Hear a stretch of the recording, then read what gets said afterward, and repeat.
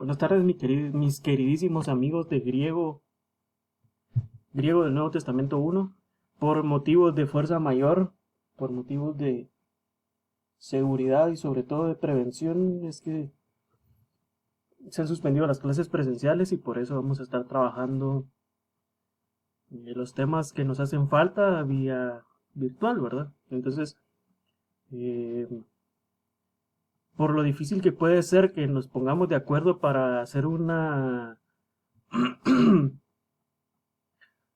videoconferencia, entonces he preferido mejor grabar el video, subírselos y para que ustedes puedan verlo en el momento que puedan, y si tienen alguna duda, que lo más probable es que tengan, pueden escribirme al correo o al WhatsApp.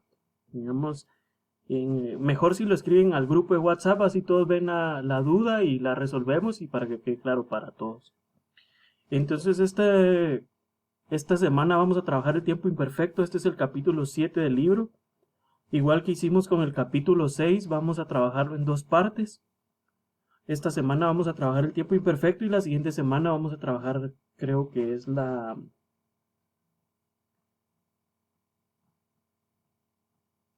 primera declinación. Entonces, eso vamos a estar trabajando estas 2 semanas. Entonces, el tiempo imperfecto, entendamos primero qué es el tiempo imperfecto. El tiempo imperfecto en español expresa acciones pasadas cuyo inicio y fin no se concretan. Ahorita vamos a entender un poquito más de esto, es decir, es una acción que no está que está indicando primero que es un tiempo pasado, porque el tiempo imperfecto está en el pasado, pero la característica del imperfecto es que en lo que se dice, digamos, o en la conjugación esta, no se está marcando ni el inicio ni el fin de la acción que se está expresando, a diferencia del pasado que sí marca el fin de una acción. También el imperfecto nos puede servir para recalcar la continuidad de una acción, pero siempre en el pasado. Y vamos a ver ahorita con un ejemplo. Miremos este ejemplo. Digamos, las palabras que están en azul sería el imperfecto. Entonces dice, a Luis le gustaba jugar fútbol. Se pasaba el día detrás de la pelota. Esos dos verbos o esas dos palabras son son el tiempo imperfecto. Y miren que, digamos, a Luis le gustaba jugar fútbol, es decir, le gustaba en tiempo pasado, eh, pero en ese gustaba no nos está indicando ni el inicio, cuando Luis empezó a hacer eso, ni cuando terminó de hacerlo, sino que simple y sencillamente está hablando de una continuidad en una acción que se está hablando del pasado, igual que pasaba, ¿verdad? Dice, no es que pasó, porque se diría pasó el día detrás de la pelota, es decir, esa acción ya está acabada. En cambio, cuando dice pasaba, no indica ni principio ni final. Entonces, esa es la característica del tiempo imperfecto. Está en el pasado, pero no es un pretérito como tal o un tiempo pasado como lo conocemos. Entonces, el griego lo utiliza de manera similar. Entonces, son las traducciones con estaba, jugaba, cantaba eh, y esas cuestiones. Entonces veamos el imperfecto en el griego. Entonces miremos aquí, esta sería ya una conjugación de un imperfecto para los verbos en omega. Entonces, si nos damos cuenta, aquí tenemos la palabra elegon, y entonces miren que les puse ahí en amarillo la terminación, pero aquí agregamos un nuevo elemento al inicio de la palabra. Entonces, ¿a qué verbo está haciendo referencia este elegon? Entonces, es un imperfecto del verbo lego, que es el que hemos estado trabajando, que es hablar o decir. Entonces vean que la lambda, la epsilon y la gamma se mantienen igual que en lego. Y si se dan cuenta que en la palabra de abajo, lego, aparece la omega. Vemos que esa sería la terminación de primera persona singular. Entonces miren la relación que tenemos del verbo en omega, verbo lego, con el verbo en imperfecto, que también es del verbo lego. Entonces analicémosla bien. ¿Qué es lo primero que nos aparece? ¿Qué es no es lo primero que nos aparece. ¿Qué es lo primero que podemos ver? Es lo que ya hemos estado trabajando. La terminación de la palabra. Entonces, quiere decir que el imperfecto, al igual que los verbos en omega tiempo presente, tiene una terminación que diferencia primera, segunda o tercera persona, ya sea del plural o del singular. Entonces eso tenemos que tenerlo bien en cuenta.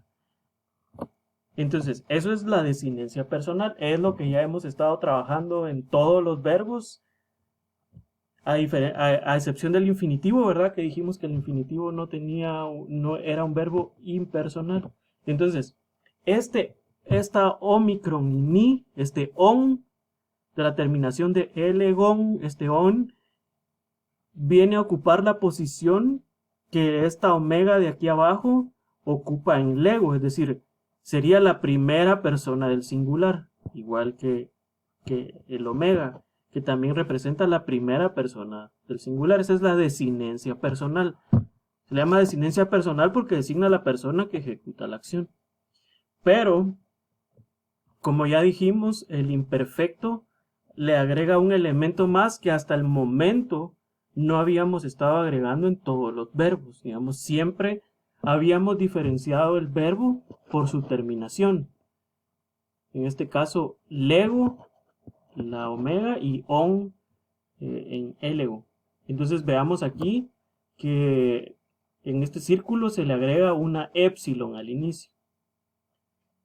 Una épsilon que no aparece en la palabra lego. Entonces, el idioma griego utiliza esa épsilon al inicio de una palabra para designar toda acción. A ver, perdón, a ver. Ahí se pueden hacer. El griego utiliza esta épsilon al inicio para indicar que un verbo está ejecutando una acción en el pasado.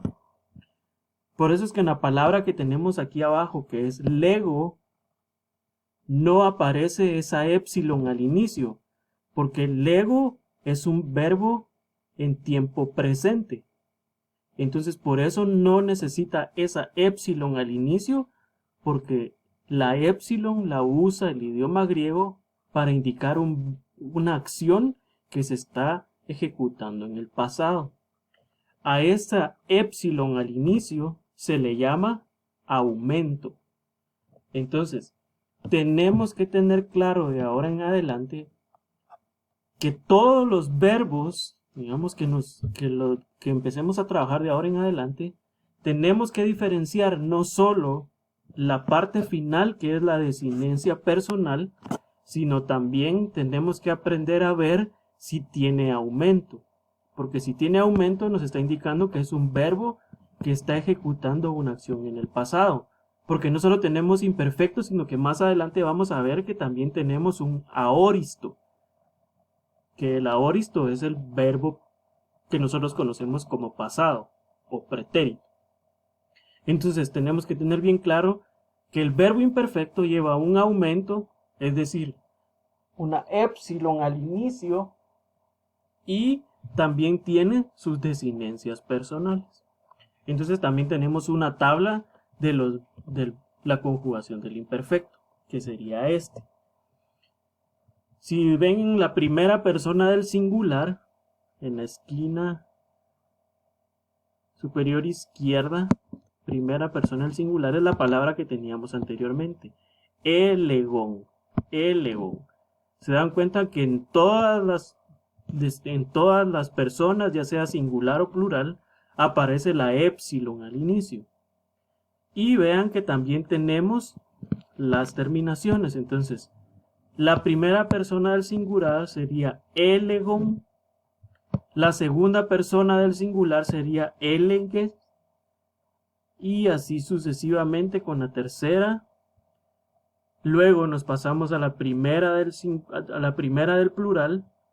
Y miren, la terminación es omen, igual que, que los verbos en omega, pero se diferencia por el aumento al inicio de la palabra.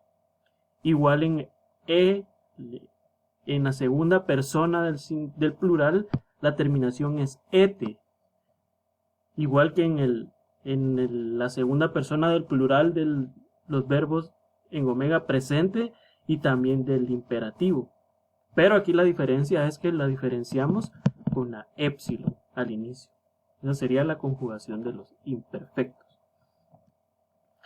Y entonces tenemos que ver aquí este dato, aquí al final, que dice el aumento, es decir, la épsilon que aparece al inicio, épsilon, puede variar cuando el tema verbal empieza en vocal.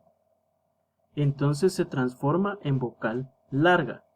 A ver, no nos hagamos bolas con eso de vocal larga ni nada de eso.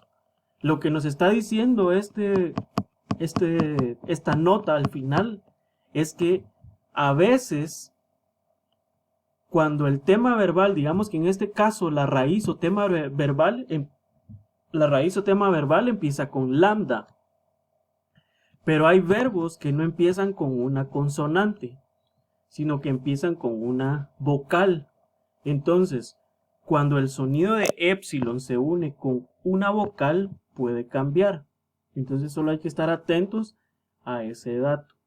Entonces ese sería el imperfecto. Esas serían las formas de distinguir el imperfecto. Y entonces ya tenemos tiempo presente y tiempo imperfecto. Es decir, ya hemos trabajado dos tiempos. Y hemos trabajado modo indicativo, modo imperativo y modo infinitivo. Entonces tenemos que empezar a tener como bien claras las cuestiones que hemos ido trabajando. Entonces, ese sería, digamos, el tema de esta semana, el tiempo imperfecto. Yo en el mismo correo donde les envié este video, les estoy enviando también la hoja de ejercicios que va contando para nuestra nota de examen final. Así que buenas tardes, espero que estén muy bien. Este video no dura más de 15 minutos, así que pueden verlo tranquilamente. Y por favor escríbanme todas sus dudas al WhatsApp y las vamos resolviendo para que puedan ir trabajando su hoja de ejercicios. Pasen buena tarde.